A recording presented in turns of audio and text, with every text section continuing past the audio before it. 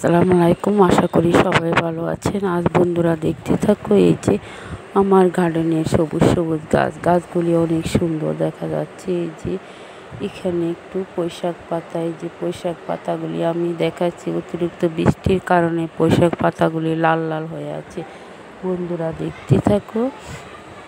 আর এই যে কি সুন্দরভাবে এই যে আমি দেখাচ্ছি আমার এই যে গাছে এই যে আলু ধরেছে, মাটির নিচের আলু। এই আলুর ছড়াগুলি কি সুন্দর, পাতাগুলি পান পাতার মতো দেখা যাচ্ছে। আর এই যে চৈত্র মাসে এই চারাগুলি লাগানো হয়, যখন এই ছড়া থেকে চারা আসে তখন মাটিতে পুঁতে দেওয়া হয়। আর এই যে আলুগুলি দেখতে অনেক সুন্দর, বালুতে ভালো হয়। আর আমি বস্তাতে লাগানো হয়েছে, সে বস্তাতে যে কিচেনের যে কম্পোস্ট সারগুলি আছে, সবজির চামড়া টামড়া, সেগুলি আমি গোড়াতে দিয়ে থাকি। আর এই যে এখানে আমার একটা কলা গাছ, এই কলা গাছটা অনেক বড় বড় ছড়া হয়ে থাকে, এখনও ছড়া আসেনি। বন্ধুরা দেখতে থাকো। এই যে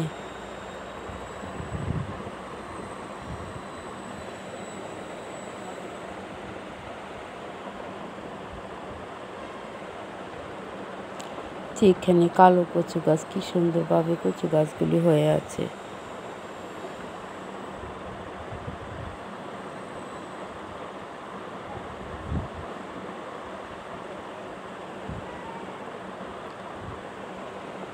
সকালের আবহাওয়াটা অনেক সুন্দর।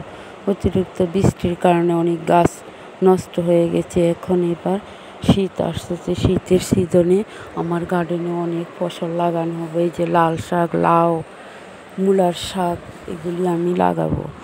পুরা মাচাটাতে গাছ ভরে থাকবে। অনেক সিজনে সবজিগুলো দেখতে অনেক সুন্দর লাগে। লাল শাকগুলি অনেক লাল লাল হয়ে থাকে।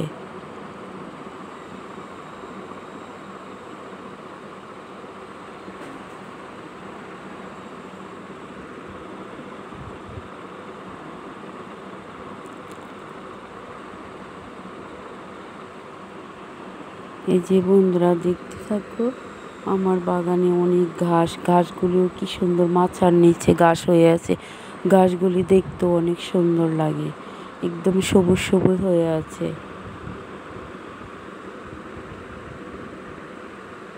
আমার মাচাটা অনেক বড়, দেখতে থাকো। এই যে আমি গাছ লাগাবার পরে কি কি সার দিই, সেগুলিও তোমাদের সাথে শেয়ার করব। ভালো করে খাবার দিলে অনেক ফলন আসে। লাউ, কুমড়া, এগুলি অনেক হয়ে থাকে।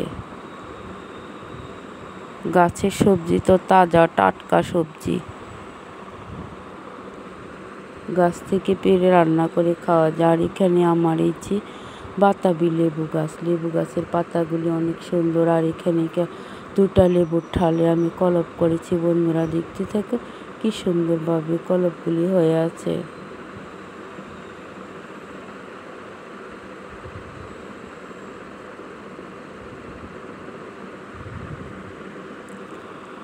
অনেক সুন্দর দেখা যাচ্ছে। বাতাবি লেবুগুলো খাইতে অনেক স্বাদ, অনেক সুস্বাদু।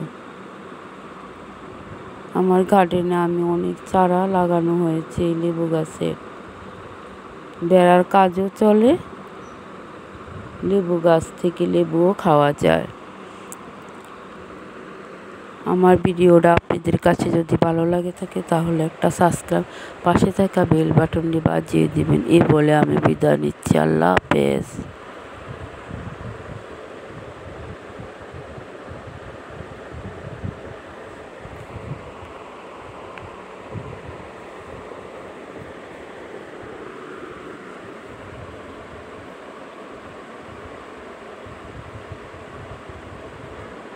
এখানে জবা ফুল গাছটা শীত আসছে তো, এ কারণে একটু পাতাগুলি নষ্ট হয়ে গেছে। আবার যখন বর্ষা আসবে তখন পাতাগুলো অনেক সুন্দর দেখা যাবে।